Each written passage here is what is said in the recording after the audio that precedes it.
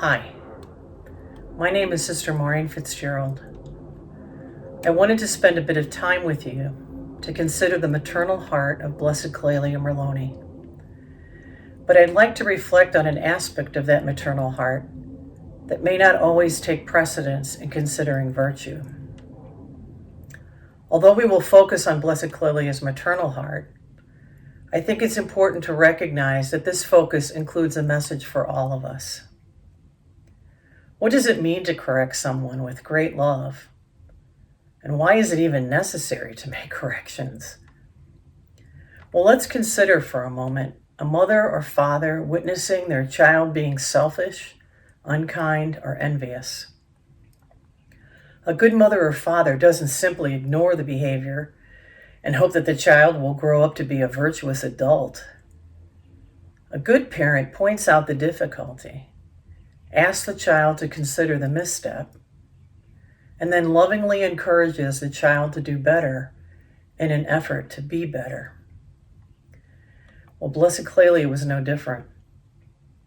When she recognized in someone a direction that would lead the other in a way that would discourage personal growth, she first reflected on her own life and what needed to be transformed. And with prayerful consideration of her own faults, she would only then reach out to the other with suggestions for change, with loving encouragement, and always with an assurance of prayer. It's not easy to be corrected. I certainly don't consider it a pleasant experience, but I do see it as necessary to both personal and spiritual growth. When someone suggests a change for me to consider, I often initially bristle with the thought of amending my ways. But after prayer and reflection, I more than often realize that I do, in fact, need to change. For I am reminded of the truth that God is God and I am not. I know I continue to be reminded of that truth again and again and again. Perhaps we might consider the importance of encouraging others to live life more fully and more deeply. First, like Clelia, we must consider our own missteps. And then, recognizing our own weaknesses, we ask God to give us the courage and the wisdom to speak.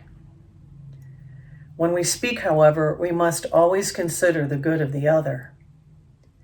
If we speak only to lessen our own annoyance with a situation or to gain something in return, then we're not approaching the corrections with a loving maternal heart. Blessed Clelia was indeed a spiritual mother to many.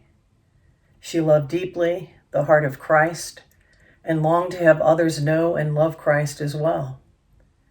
She knew the importance of removing the obstacles that kept her and others from loving fully.